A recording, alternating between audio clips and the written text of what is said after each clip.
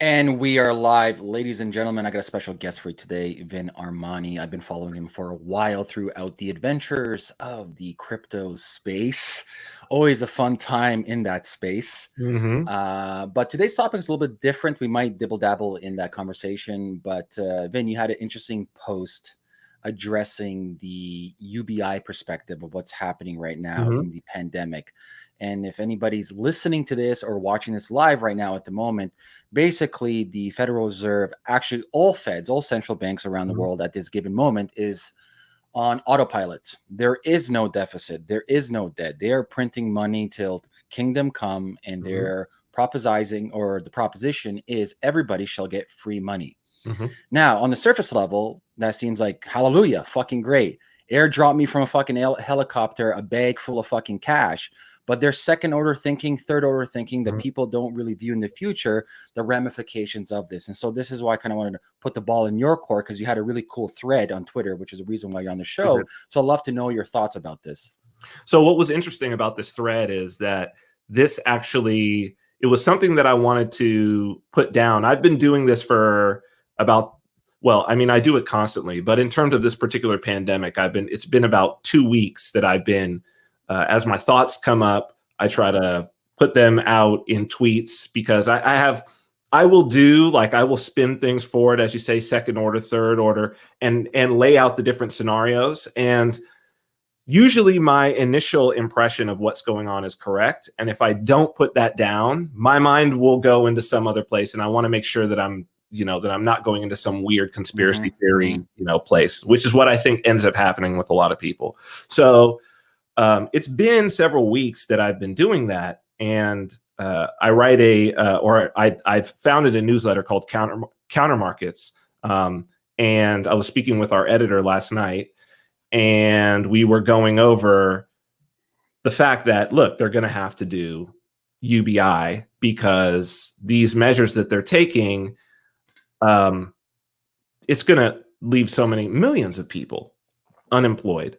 I wouldn't be surprised if, between 30 and 40% of people are in the US are unemployed in the next 3 months who are currently employed, of people who are currently employed. I mean, when you shut down restaurants, bars, I mean, the stadiums, people don't realize, like, these large gatherings. Las Vegas is shuttering right now. So I'm from I lived in Vegas for 10 years, and a lot of, like, my brand is built around Vegas, and I love Vegas and the people in Vegas. It's like it's my heart. And all of those places are shutting down. And what's crazy about it is that Vegas had always prided itself on the idea that the Strip, fundamentally, since it started, there's always been a roulette wheel spinning, a blackjack table going. This is unprecedented, in the history of that town in particular. But that town, when you live there, it's really a signal of so much more. It's a signal of the prosperity of the Western world. It gives you a chance to see where, or the global culture, really, you get a chance to see where in the world is there prosperity as you walk around the Strip and you hear, what are the accents? Where are the tour groups from? It's a very early indicator and signal of the overall global economy, Las Vegas, in a very condensed space. Right. So it's this microcosm that reflects the macrocosm, and it's all shut down, all of it. And this is going to be the case throughout the US. It's already the case throughout much of Europe. So people are going to be unemployed. Not only do you have the individual retail outlets that are going to have to drop people, but then you have the entire supply chain, right, that is reliant upon being able to deliver goods to these retail outlets, the wholesalers, right, and then the manufacturers. So we're basically going to see orders stop, and all of the businesses that were, like, 2 weeks away, that if they didn't have orders for 2 weeks, they're going to shutter. People don't understand how many businesses that actually is. For every person out there who's like, I don't know what I would do if my next paycheck didn't come in. They're living paycheck to paycheck. The same percentage of businesses are basically living month to month in that way, that if they didn't have income for a month, or even lost some percentage, they'd be out. So what do you have? You've got people unemployed. they're going to be clamoring. We're already seeing it. The thing is, this is not a conspiracy theory. I just saw that the New York Attorney General said they're going to suspend all debt repayments for student loans and medical bills, right? We're seeing this type of thing around the world. They're talking about mortgage moratoriums. After I did the tweet talking about UBI, there was a press conference where, Mnuchin said, in 2 weeks, we're going to start mailing checks to citizens. And so we're seeing this start. And people's initial impression, as you say, is, thank God this is going to help us. But, and I guess that's what we can talk about, is we can lay out the scenario of, not even on a conspiracy level, not even on the central bankers are doing this level, but we can just lay out who are the entities within the economy who are still going to be solvent, who are still going to be able to operate, and what are governments going to need to do in order to make sure that this money is well spent. Because they're not just like people who think that they're just going to give you this money, because it's not just going to work for this one time. Maybe you get this one check, but they are going to put a policy and a program into place. This is not going to be enough. And we're going to walk down a path of, okay, what does this look like as an ongoing thing? Regular income coming to these people. And that is universal basic. I mean, it's going to look like all of the descriptions of universal basic income. So I guess we could spend some time walking down that path. And I think that people will see that it's like pretty much, when you think about it, there's only one way that this thing goes. So let's talk about that. Like, where do you see things heading? So I think we have one big signal coming from today, Amazon in the UK. Now, I don't know how far this spreads, but it came from the Independent, and it's for sure in the UK. Amazon is limiting the shipments that are coming into their warehouses. And they're saying that third-party vendors, they're basically not going to take any more shipments into their warehouses. So in other words, what you're going to be able to buy on Amazon, starting in the UK, and this will extend further, is going to be medical supplies and what they're calling like high-demand items. So this is going to be food, essentially. It's going to be food, diapers, baby wipes, those types of essentials. And when you think about, well, what are those essentials? What is the analog to that? You see that it's exactly the type of things that in the United States and in many countries that you could buy with what's the equivalent of like an EBT or what they would call food stamps, right? What some sort of welfare that's given is that the idea is we're going to give you these funds, but you can only spend them on these distinct needed items. And so you see that happening exactly with Amazon. So they're going to have you in the house. You're going to need to take delivery. Amazon is global, multinational. They can handle this well. They can also survive with quite a few of their employees not in the warehouses because they've been automating for a long time. They've been investing heavily in automation. This is going to spur on more automation. It's going to mean that some of this money that's printed is going to go to these people. And what the term that you're going to hear over and over is public-private partnerships. And you're already hearing that. Public-private partnerships. Well, what that was back in the 40s was they called that fascism in the 30s and 40s. That's the definition of fascism, right? But we'll just call it public-private partnerships, which essentially means you guys in the private sphere do the central planning for us, essentially, do the heavy lifting, and we will provide the funds to go in. And so the first thing, you are definitely going to see necessarily a reduction in the variety of consumer goods that are going to be on the shelves. Second, you're going to see a restriction on what items you're going to be able to purchase with your UBI. This is very, very important for people to understand that these programs have existed for a long time in every modern nation, these types of welfare programs. And particularly in the US, when they go to this, they're just going to expand the EBT program. They have the program already. It works. They know how to do it. They're going to issue you cards, which is what they do now. You're going to have a debit card that you're going to be able to go to the store, which will be open, or you're going to be able to use it on Amazon. And then you're going to be limited to a certain number of things. It's going to be a separated type of credit. And it's going to come in on a regular basis. They're not going to invent a whole new program. They're going to just expand the existing programs that they have. And the most important part of that people should realize is one of the biggest problems with EBT as it stands now, and people who live in, let's say, poorer neighborhoods, rougher neighborhoods in the US have experienced this. If you go to a grocery store in a rough neighborhood on a Saturday, there's a very good chance that as you're walking up, it's usually a guy who's going to be standing there. He's usually got his girlfriend's EBT card, and he's like, hey man, listen, I'll buy you $40 worth of groceries if you'll give me $20 in cash, right? This is a scenario that is like, they're saying it may be the majority of funds on EBT cards are actually that type of thing, like discounted EBT credits in exchange for cash in hand.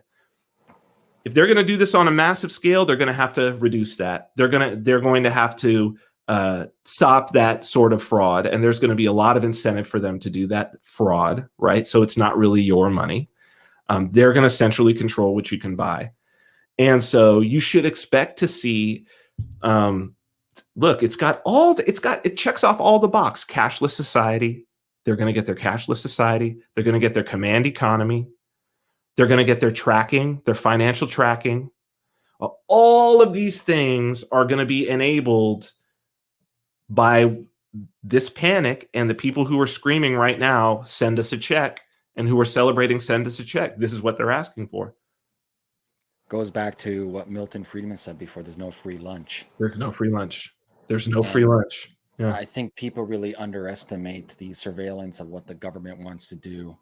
And the fact of, like, I'll give you an example, kind of parallels with this, going back to the cards and the secondary market for cash, is the welfare program in Canada. I'm not too sure how it is in the United States because I know it goes by state, but in Canada, more or less, we have a federal mandate. But like, people won't get a job because the incentives aren't there, because why would I work for $25,000 for a salary when I'm getting $20,000 and I can sit on my ass? But at the exact same time, I'm hustling on the side for cash gigs. So I'm actually making way more money on the secondary market as opposed to the primary market. Yeah, that's very true in the US. And one of the incentives that even exacerbates that in the US that Canada doesn't have to worry about is you will receive, it's about healthcare, especially if you have kids, right? So like, if you make under 30 grand a year in most states, your children will get healthcare. As if the family makes under 30 grand a year. Right? If the family makes under 20 grand a year, everybody in the family will get healthcare. And the new state healthcare, which is basically like the Obamacare, is again public-private partnerships. It's them doing that, and you get like an HMO. You get better health insurance. So the question is like, okay, this plan by itself, this health insurance plan to cover me and my kids, if I was to buy this myself, my employer's not going to give me any of that. If I'm only making $30,000 a year, I'm not getting health benefits, wherever I'm working. And maybe that's 2 part-time jobs where I'm really not going to get it, right? Or driving Uber or whatever the hell it is. So it's like, well, I would rather just, like, as you say, work in this secondary market and take these benefits, ensure that my kids have healthcare and that I have healthcare. Because if you would have added it all up, I'm no longer making 30,000. If I was paying, let's say $1,500 a month for that, for the healthcare, you know what I mean? I'm making maybe 15,000. Yeah. But this is a nefarious thing people understand. We are 100% heading towards a digitized dollar that's tracked. Yes. And so a cashless society is a dangerous society. It's a surveillance society. It eliminates secondary markets underneath the table. Right away, you are indentured servitude. Meaning every handout that you get from the government, temporarily, the honeymoon effect, it seems nice. But you try to step outside of that, do something on the side. If it's a digitized dollar, they can track everything. If you're not paying your dues, whatever tax bracket, well, no problem. It's digitized. See you later. Everything goes. And so you have no freedom whatsoever to deviate outside the system because you must behave within this paradigm, or else we can just freeze everything. That's right.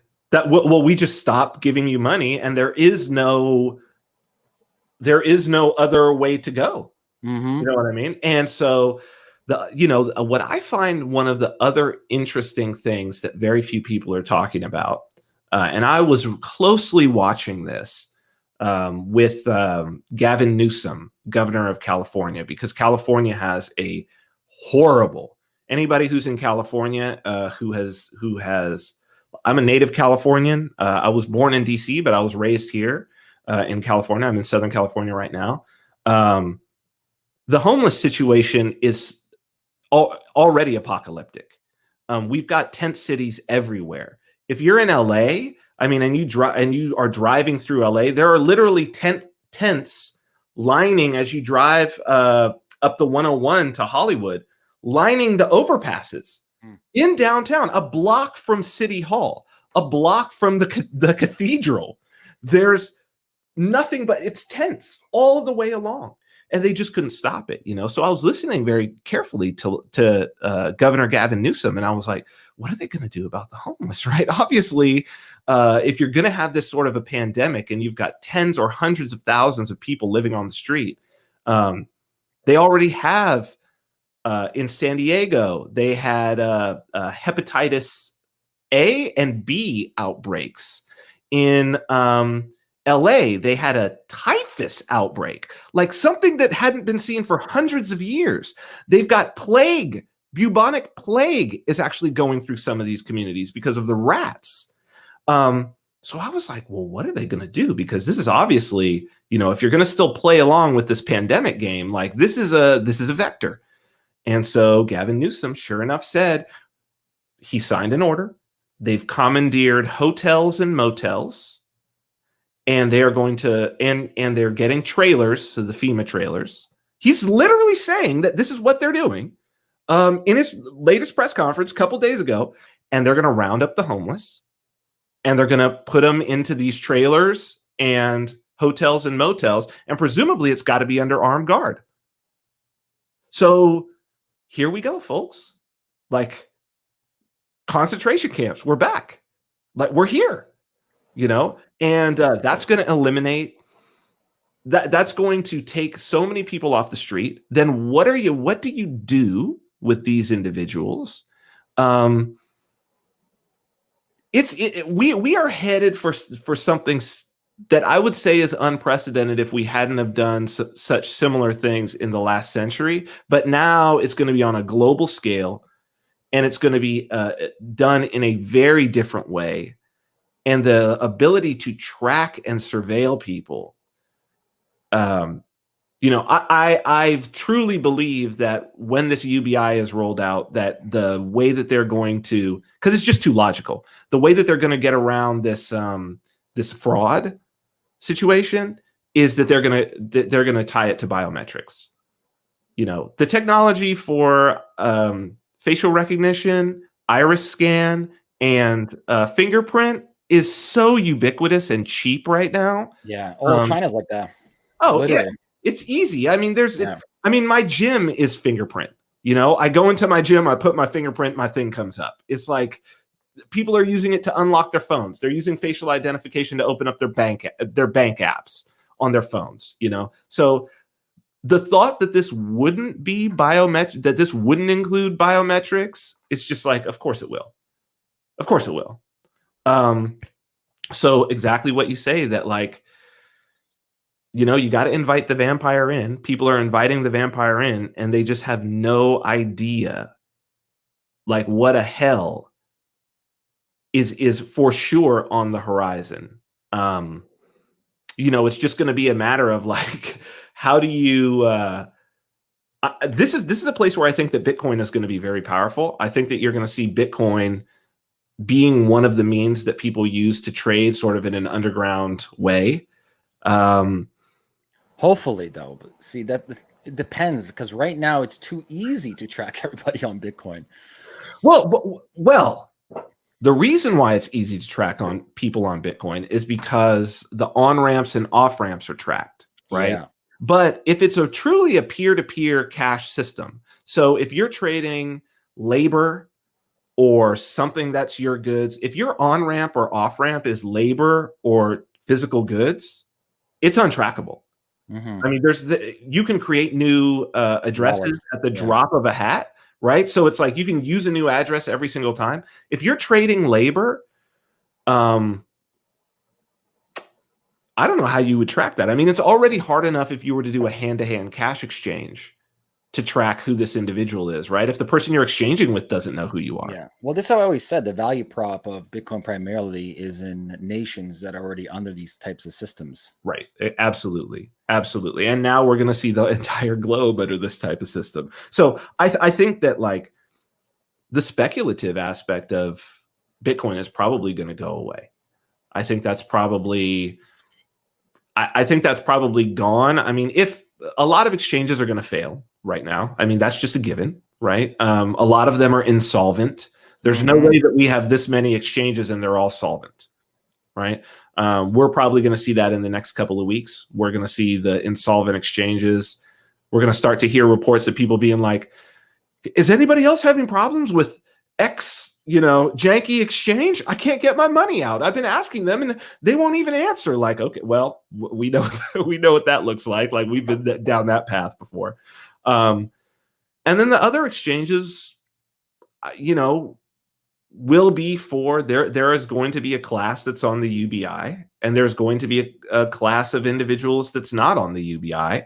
And those will be the individuals mainly who are invested in or working at companies that are in public-private partnership. Public, you talk about public-private. The king of public-private for surveillance is going to be Libra with Facebook. Oh, for sure. Well, like, fuck, man, 1 billion people all of a sudden using a digital currency completely with the American government. I mean, I think it looks like Facebook has ran afoul of many Western nations. So I think that we're likely to see Google, and I think that we're likely to see these central bank digital currencies. That's what it's looking like. I think that just the obvious play is Amazon. Yeah, they already have Amazon credits. It's already there. Like in my mind, it's done. And Amazon has already rolled out their system within Whole Foods. So they have already proven that they can do it at retail grocery. I go to Whole Foods and I use my Amazon Prime there and get discounts and whatnot. And it's recording all of that stuff. So it's like Amazon can easily take Amazon credits at Whole Foods. And do, and so then they already have Amazon gift cards. So the idea is we're already there in many ways. And with people shut in, I mean, what percent of the commercial activity is going in the Western world is going to be through Amazon? Probably 90%. Yeah. Maybe more. So it's already there. Like it's there for them to say, hey, federal government, we'll do this. We'll do the heavy lifting. It's very easy for us to just assign, okay, these goods. And then you know what, when these people log on and if we see that they've got a balance in their account, these are the only goods they can buy. If they try to buy anything else, maybe it'll just say, no, you can't buy that. Same way that it does with EBT. I think people also don't understand the fact that once this rolls out, just imagine a political party or candidate comes out that wants to take stuff away. They'll never be voted into power. Pretty much what Chomsky talks about, this becomes what kind of is already a one-party system, the party's in power. And so it's like you're pretty much voting for the exact same principles as every other party. So you're voting for one group nonstop. Yeah, Machiavelli said that the populace will never get angry if you don't give them something. But they will get very angry if you give them something and then take it away. So if you're ever planning on, his whole thing is if you're ever planning on taking something away, this is in The Prince. He's like, don't even temporary things, temporary gifts, they don't exist. They don't exist. If you give it once, you have to continue giving it. And so that's where we're at. That's where we're at. I mean, people are, you know, they're saying they're going to send out checks. How long is that going to last? Yeah. You know, like what good is that going to do? What are they going to send out? 1,000, 2,000, 3,000? How long is that going to last? It's just not. No, it's such a systemic issue we have in the whole thing. Like, you know, my hopes is, you know, there's a yin and a yang to everything. And we've seen throughout civilization, there's a opposite towards a negative. There's always some place that's polarity towards where we're at. It's like a laws of nature. And so ideally, my hopes is, I forget, there's a guy from Bitcoin that said it. What was that name? He's like, we can never stop governments. No matter what we think, governments at the end of the day always turn evil because absolute power corrupts absolutely all, Yep. right? Yep. It's a cancer. We don't have the necessary tools to fight them directly, let's say by Correct. physicality. Correct. But we have technology, which is an X factor, which is kind of like a virus, which is hard to control, whether that is blockchain, crypto, encryption, private messaging, all these different forms of technology. Instead, and this goes back to entrepreneurship, just make a better product. Yeah, well, I mean, you bring up the encryption, and I think that Bitcoin may turn out to be the most important when it comes to encryption, because you know you're sitting with a Bitcoin wallet, you've got private and public keys, and there is with elliptical curve, there is actually a elliptical curve, you know, encryption scheme, elliptical curve integrated encryption scheme. So it's ECIES. So just the same way that you do the ECDSA, the elliptical curve digital signature algorithm. So signatures is one part of cryptography, right? To prove that you own the private key. And then the other one is to use somebody's public key to encrypt, and then they can, with their private key, they can decrypt it, just like PGP does. So we've got that capability basically built in to these elliptical curve libraries. And I think that getting people used to this, the Bitcoin community is going to be the first ones to pick this up. Encrypted communication is going to be incredibly important. Phil Zimmerman, who was basically the inventor of PGP, and the second person to work on it was Hal Finney, who also happened to be the second person to work on Bitcoin, right? So there's the connection between them. But he was under a years-long, very serious investigation from the federal government when he first released PGP. They said that he was basically a munitions dealer because this type of encryption, this type of cryptography was considered military. And so it was considered a munition.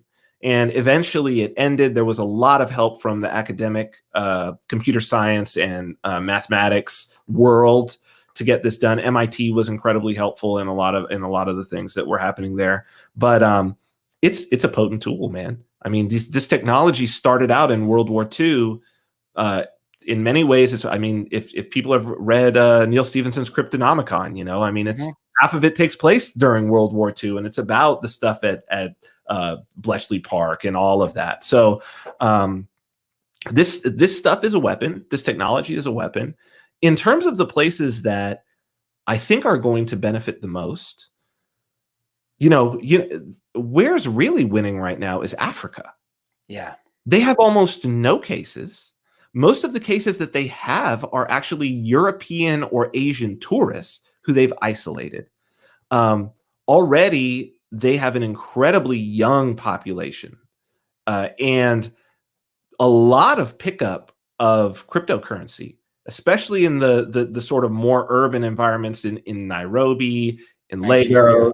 Yeah, in Nigeria and Lagos, man, they've really picked it up. In Ghana, in South Africa. So my company, Cointext, South Africa is our, if not the most, it's our second busiest country in terms of transactions that are moving through. So Africa is going to be a big winner in this. There's going to be a lot less surveillance. You know, it might be a place to look at to move. Maybe there's a couple. What Africa has good is up and coming, and their Mhm. demographic bell curve is the best, especially Nigeria. I think it's like Absolutely. 6 kids per family. Like they Yeah. have the best curve that I saw. Yeah. North America's fucked. Europe is royally fucked. Yeah. Really bad. Like really, really bad. And people forget, like we need the young working class workforce, or else as a Yeah. society you can't really move forward. Mhm. The only issue with Africa, and they'll admit this themselves, and obviously Africa's a fucking continent. It's very different going Huge. North Right. Africa to South Absolutely. Africa, Central Africa, East Africa, West Africa. Is one, you need a right of private property. So there Yeah. has to be that fundamental right. Like if I'm going to invest there and live wherever it is in Africa, I need to know that whether I'm paying 1% tax or even whatever, my money going there, I know the government or the local parliament is protecting my property Mhm. rights. If my property rights is not protected, I'm not going. Absolutely. Absolutely. Well, you know, the notion of property is going to change in Yeah. this global paradigm shift. And Bitcoin changes the notion of property significantly. So a couple years ago I wrote a book called Self-Ownership, where I that's actually the topic, and the theme is about the nature of ownership, the nature of property, just going at it from first principles, and at the end tying it in with the beginning thoughts of how Bitcoin could change this. And over the last year or so, I've written a lot of articles, done a lot of videos on this basic topic of the paradigm shift in ownership. And obviously not expecting us to come to a situation where, you know, these individuals who are under UBI, the paradigm of property ownership has already changed for them. These are going to be individuals who are, as you say, indentured servants. They're devoid. Like, how can you have property rights if the fruits of your labor, which you can't, first off, you can't have fruits of your labor. That's the most interesting part, that you're not even a slave, whereas the fruits of your labor were taken from you. What was taken from you is your ability to even gain the fruits of your labor. That's something.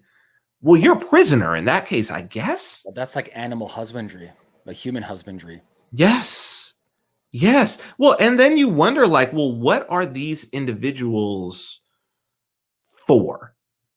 You know, like, what is their purpose? And I guess some of it is like, you know, modern monetary theory, which I guess I can say I don't know enough about to speak authoritatively, but I know enough to understand that it's the type of environment where this would be the thing to keep an economy rolling along when you had, for instance, full automation. It would be a show economy in many ways, a Potemkin village of an economy. And in some ways, maybe the numbers don't matter, and maybe that's the experiment that we're moving toward, is this global mass hallucination, and maybe it will work. Like, maybe you can do that. My thesis is I think MMT is the precipice for the age of digital currencies Hmm. in all shapes or form. Hmm. Bitcoin, Ethereum, like we're still in the first early stages. Hmm. And so MMT will run its course. It's not asset backed. There's no deficit. Debt doesn't matter. And the only two reasons that the greenback has value in an MMT scenario is forced tax, Yes. which is perceived value of a dollar. Right. Because in reality, if it's MMT, you don't need to really tax me because you can just print as much as fucking money as you want. That's right. Why tax you? No. It has value, so we have to tax you. Right. And Right. number two, fucking force of the United States military. Yeah. You have to use our money. Like, end of story. Yeah. Well, I mean, that's always been, I mean, that's the root of, at least in the West, you know, the root of how do you make money take hold? You pay the soldiers and then you demand it in tax. Yeah. It's that simple. You pay the soldiers, and then the soldiers are like, well, what is this crap you're giving me right now? And you're like, no. All these merchants out here in my whole country, they have to pay their taxes in this. So they're going to accept it from you, because if they don't pay me the taxes, I'm going to kill them. It's just this very simple, like you look at it that way and you're like, oh yeah, of course that worked. You know, like of course coinage was like, boop, okay, worked. And you know, even the names, like I mean, the denarius, that's the payment of the Roman legions, right? That is like one denarius, that's a month's wage. So these are, I think many people have called it a reset. Like I'm hearing that word over and over again.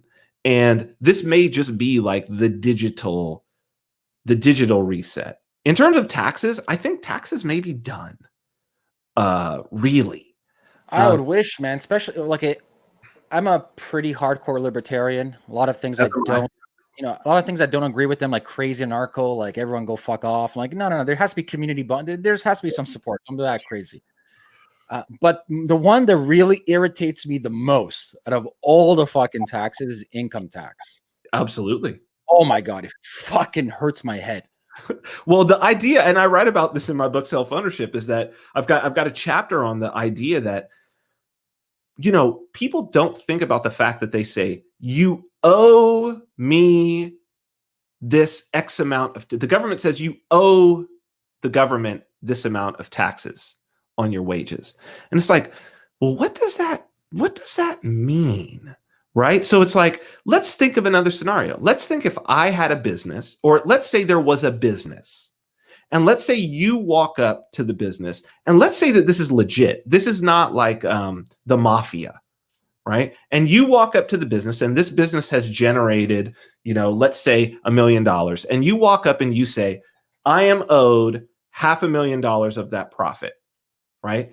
And it's a legitimate thing that you're saying. The only reason you could say that was because you own half of the equity in that business.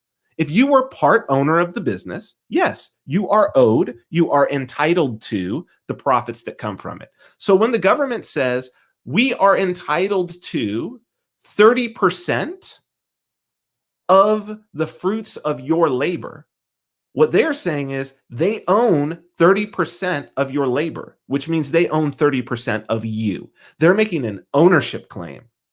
To say that you owe them is for them to say, if it's legitimate, that means they own you. And they own 30%. But when this is over, it won't be 30%. It'll be 100%. But the question that comes to my mind is, what then is the use? And I think that this is the place where it starts to get Orwellian, is what then is the use of a UBI individual, right? Of an individual who is on UBI, what is their purpose to the system? What is the use? And it's like, is it testing of medicines? Are they going to test medicines on people? Because if you don't take this vaccine, no UBI. Like if you don't do, it's all about if you don't do X, no UBI for you. And there's no other option except you're homeless. But you know what happens when you're homeless? You get rounded up and you get taken off somewhere and nobody knows where those people go. We don't know. Like, who knows? And people are screaming for this. They want it so bad. And I'm like, yo, you've got at the top of this pyramid a whole bunch of violent psychopaths, because that's who wants to be at the top of the pyramid, right? Yes. If you want to, people don't understand that the type of people, sorry to interrupt, but the type of people, no, please go ahead, who are attracted to those positions, yes, are sociopaths. Mm-hmm. They want acknowledgement, they want absolute power. And remember, politics doesn't matter which side of politics, it's about aggression. Mm-hmm. It's my way, not your way. Mm-hmm. Right? So it's by force. So people need to realize the psychological, psychographic makeup of these people who are claiming to be your friend, who are claiming to be looking out for you. I know your best interest. Don't worry. Vote for me. I'm going to take care of you. Yo, get the fuck out of here, man. Yeah, exactly. Like, I can't believe people trust him. Like, it's still I always bring this up in interviews, but Owen E. Wilson, famous biologist, has a really simple saying. We got Paleolithic emotions, medieval institutions, and godlike technologies. And it's It's amazing, isn't it? It's spot on. Spot on. Yeah. And for all our theater play that we're doing, we're still living in medieval institutions. We still have the kings and the queens and the princes and this and that and all this shit, like landowners everywhere. But like, it boggles my mind that I always argue both. I argue with the right and I argue with the left. This is the wrong argument. Both of you are still arguing for the government's going to fix your problems. Mm-hmm. They're not your parents. Mm-hmm. They're not your head of household, which they're trying to replace. Like in China, Xi Jinping's a godfather of all Chinese. You need to solve, and hopefully, I don't know if maybe it's going to happen in our time. Hopefully, my thesis is, and Bitcoin is part of this, is we start delineating and separating from major cities and start living more decentralized types of lifestyle where we can become self-sufficient in like a small town of 1,000 people, our own food. We're trained. We know how to defend ourselves. We have radio communication. We're using encryption. We're like taking the notion of futuristic Jetson life, but minimizing it into a small community-like neighborhood. Yeah. And, you know, again, to go back to Orwell, there's 1984 is a really, I mean, if people haven't read it, like the movie just doesn't do it justice. You really got to read it because you'll see so many things that are familiar to our time in terms of the culture that he's describing. But what I've always found one of the most interesting aspects, and it's like, it's not explored, but it's something that his main character, maybe since he's looking through the eyes of his main character, Winston maybe doesn't even understand, although this is the background of his world, is the proles, right? These people who are not members of the party. So there's the upper party and the lower party. The main characters are basically members of the sort of the lower party. They're not like running the government, but they work for the government institutions, and they have maybe a little bit of nicer apartments and, but they're under surveillance. But what he's constantly saying is like, the proles, they just don't care. They kind of consume these little things and they're like living their little lives, and they're actually doing some economic behavior. And I think that it may very well be that Bitcoin is going to be a part of not this. I don't think that it will be a totalitarian thing. I think you're going to be able to check out. If you don't want to participate, I think you're going to be able to not participate. You're not going to be allowed to be homeless, though. This is very important. So it's like you're going to be allowed to not participate, but those people who are not participating are not just going to let anybody into their inner circles. So you're going to have, as you say, small cadres probably, around, and they're going to do their own thing, kind of like the Amish do now, They have it down, bro. They got it down, right? Like they'll still be around. Ain't nobody bugging the Amish, right? Because they're not going to try to bring the Amish into the fold. There's no reason. They're going to assume that like these people will be pushed out eventually, or they'll die off or whatever. So I think that's the role that Bitcoin has a chance to play. And I've said many times that I think this is a multi-generational project. And now even more than ever, I think this is a multi-generational project. And I think it's going to be, and people I'll bring up this analogy and example. People, as of today, talk about a store of value for gold. I mean, for Bitcoin. Mm-hmm. Maybe I don't see it right now. The reason why I want to make the analogy is gold, since the beginning of time, has a narrative, a psychological narrative, the software in our mind that we all, as a consensus, agree upon that this is a store of value. So it has what? 2,000-3,000, who knows, thousands of years ahead of Bitcoin. Oh, I mean, could be 20,000. Could be 20,000. Who knows? Yeah. If you follow Graham Hancock, we're much older than we perceive. Graham Hancock, he might say it could be hundreds of thousands of years. Yeah, exactly. So hopefully, like I would think, I would hope it would be. The reason being, like, if I look at my parents' generation, their nest egg, that one asset that they can rely on was real estate. Yeah. That's not our generation. I'm 35, 34. real estate's a fucking joke. Unless you're a professional real estate investor doing multifamily homes, looking for cash flow, then flipping it and doing all this leverage play. But for the average participant, like you're in Cali, I'm in Toronto. The houses, Forget about it. Yeah, forget Toronto, about it. forget about it. Forget No, about you're not it. buying anything in Toronto. You're not buying shit. And the thing is, people think like, wait a second, maybe I can squeeze myself and put 5% down on a piece of shit for $1 million. No. Dude, that $1 million is not going to go to $10 million. Get the fuck out of here. Like, no, and I mean, we're probably going to see defaults certainly on mortgages again. We have to. They just dropped the rates again, man. Everyone's putting down 5%. Come on. No. We're right back at everything. We're going to see. I mean, you've got all these people out of jobs, right? Some of them have mortgages they're not going to be able to pay. Credit cards. Oh my God, we're going to see like credit defaults like crazy, right? I'm actually in the camp to eliminate all credit card debt. They're going to have to. No, they're going to have to. But again, it's going to come with stipulations. Yeah. You're going to if you want your debt eliminated, you're going to have to sign up for the UBI. You're going to have to take the universal basic income.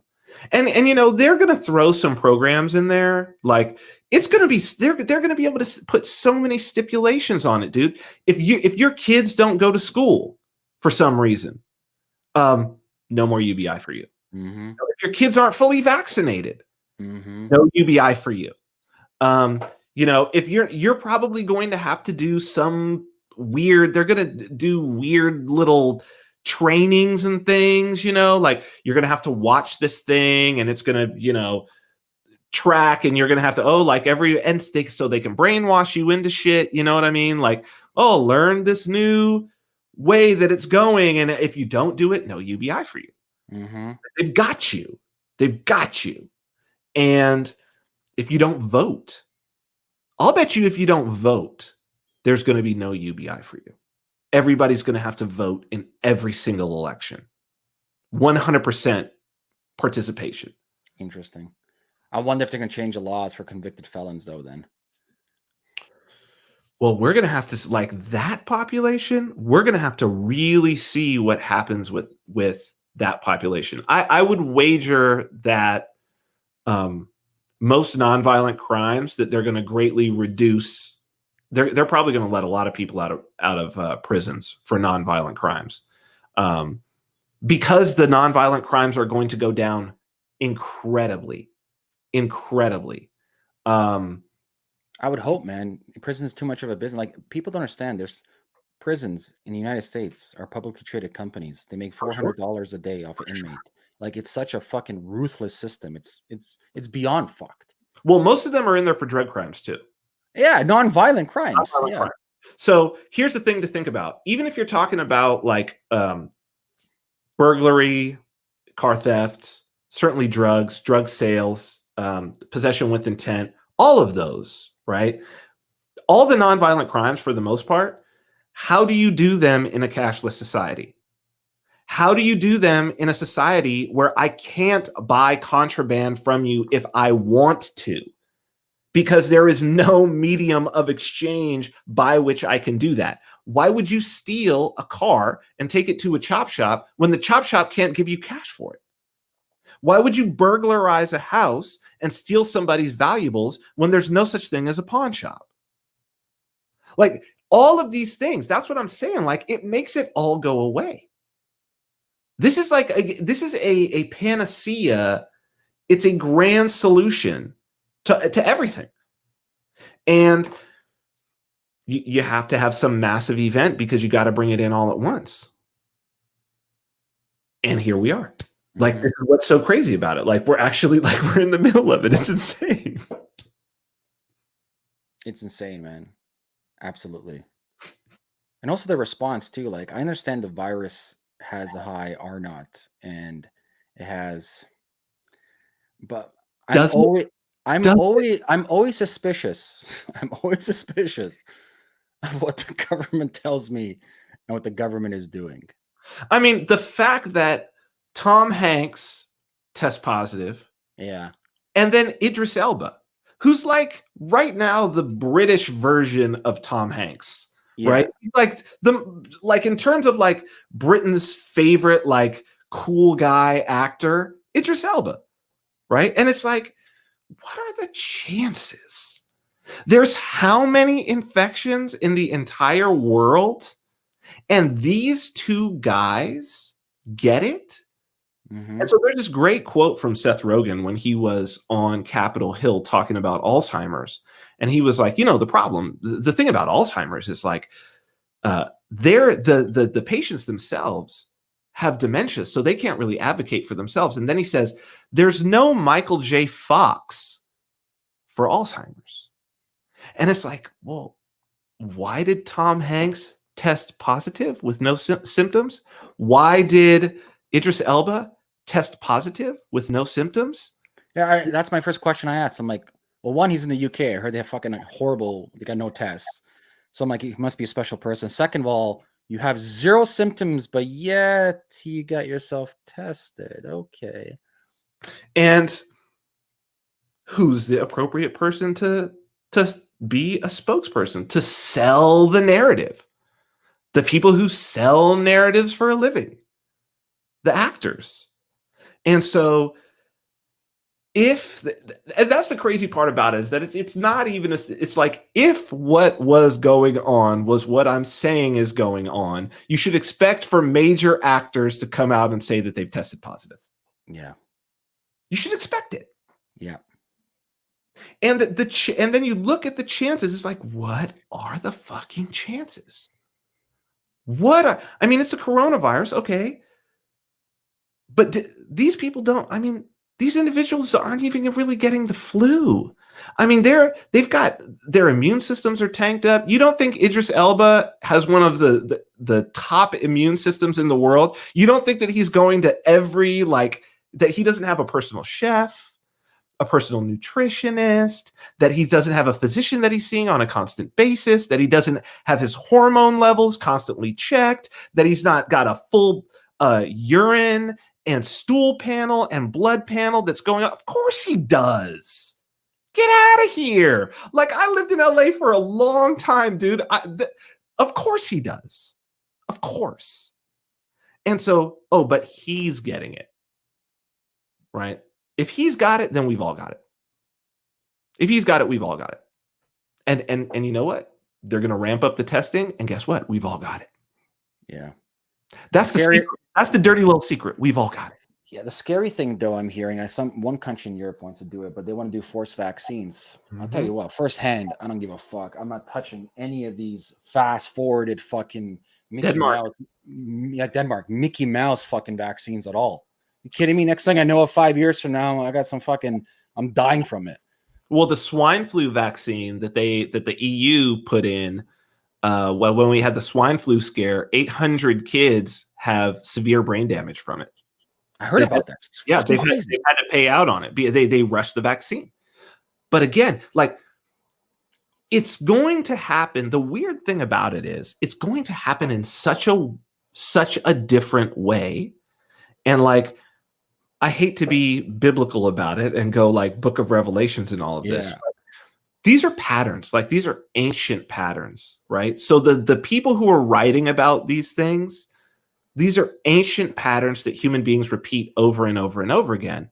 And even if we go back to the idea of the mark of the beast, the idea that the population asks for it, that they bring it in, the idea that the vampire is always invited in, this concept is a recurring theme. And if you look, you go back to World War II, the Bolsheviks the population brought them into power. The Nazis, the population brought them into power. The majority did. Hitler was an elected official. Yeah. He was elected by the majority. Mao, same thing. Pol Pot, all of them. It doesn't matter. Name the tyranny. It's always brought in by the majority. And in this case, people will take the vaccine because if you don't take the vaccine, they're going to take away your UBI. It's going to be that simple. And they're going to force people into a decision. And it's just, to me, it's so obvious. It's like, how does this happen any other way? They've already said they're going to start cutting checks. Those are not going to come with no strings attached, folks. Mm-hmm. Mm-hmm. It's not no strings attached.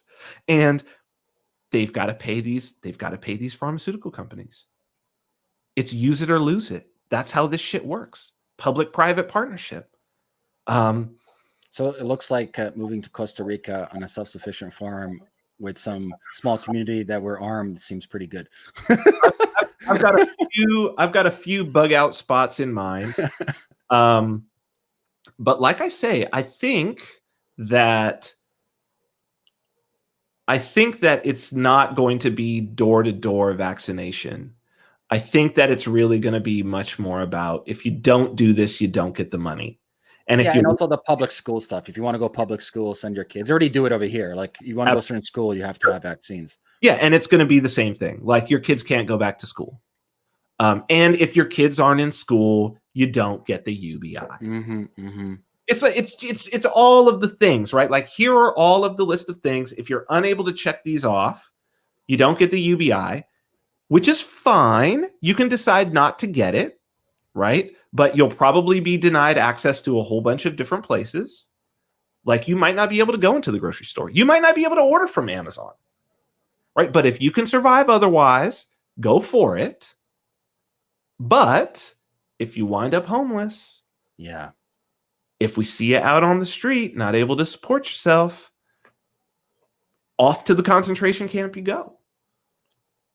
Sounds like China.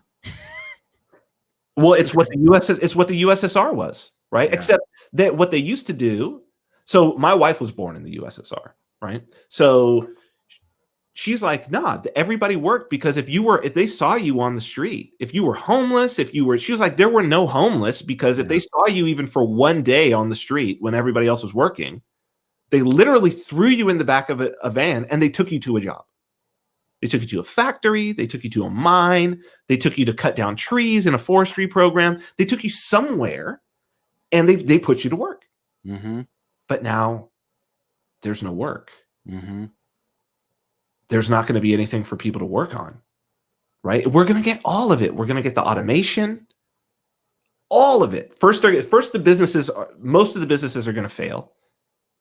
Only the big boys are going to stick around. They're going to gobble up all the rest. They're going to automate everything that can be automated. It's going to be a nightmare, man.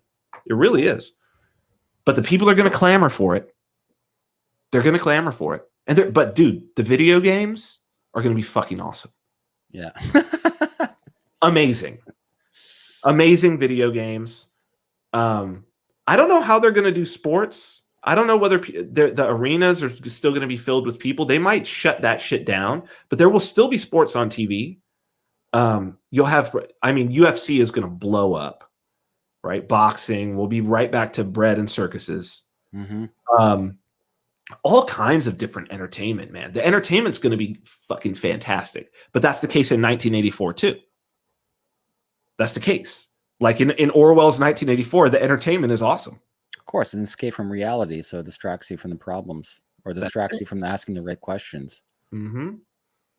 Yeah. So, are you familiar with the movie Equilibrium? Yes. Mm-hmm. Yeah. The Christian Bale, the gun kata. It's fucking sick. I really like that movie a lot, actually. Yeah. The interesting thing about that is the idea that you're going to put everybody on drugs. We're already really close to that. Mm-hmm. We're already really close to that. I mean, if people don't think that when you're binge watching Game of Thrones for the entire day, if they don't think that's the equivalent to being stoned, or to being on heroin all day, what's the functional difference? You're laying on a couch, immobile, not doing anything. It's the same thing.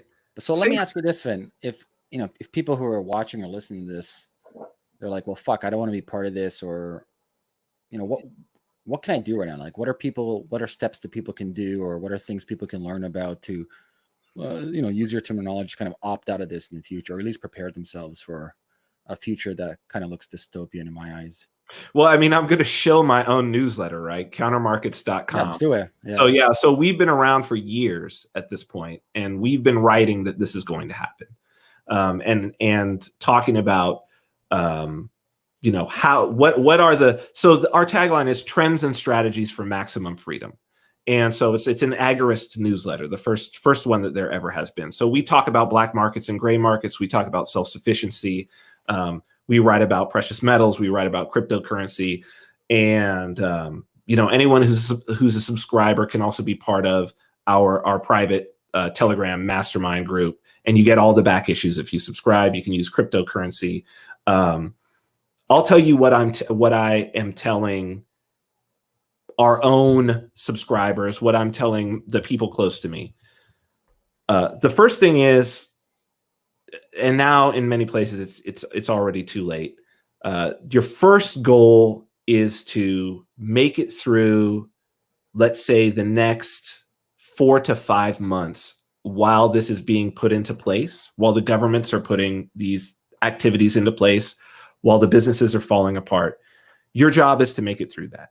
And so this is going to require, they want us to do social distancing because they want us to not be able to use each other as resources. They want us to stay away from each other because if we get close to each other, we'll help each other. And if we help each other, we won't be dependent. And if we're not dependent, we won't take the mark of the beast, for lack of a better term, which is this UBI. So your job is now is the time to start reaching out to your family. Whatever family you have and your friends, your close friends. And even if these are if you don't have close family or friends, even if these are online people that you trust or you like, now is the time to start cementing those relationships and listening. So listen. Your job is to make it through in a state where you still have some options at the end of 4 to 5 months. So if you haven't prepared already, do the best that you can, but also, reach out to those around you. Now is the time to meet your neighbors.